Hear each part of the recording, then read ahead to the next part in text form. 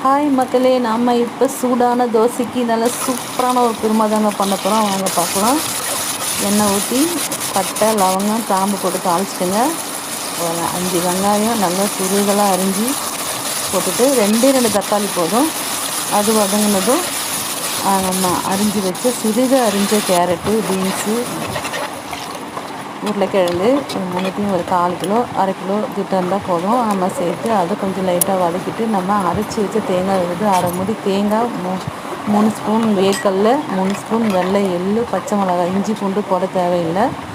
இவ்வளோதாங்க இதை அரைக்கிறதுக்கு மசாலா. நம்ம அரைச்சி அதை ஊற்றி தேவையான தண்ணி ஊற்றி நம்ம பக்குவமாக நம்ம உப்பு காரெலாம் திட்டமாக நம்ம போட்டு அழகாக சுண்டுனதும் கடைசியாக புதினா தூவி நல்லா இறக்கி பரிமாறிக்கலாம். சூப்பராக இருக்கும். டேஸ்ட்டு அல்டிமேட்டாக இருக்கும். பூரி, சப்பாத்தி, பரோட்டா எல்லாத்துக்கும் சூப்பராக இருக்கும்.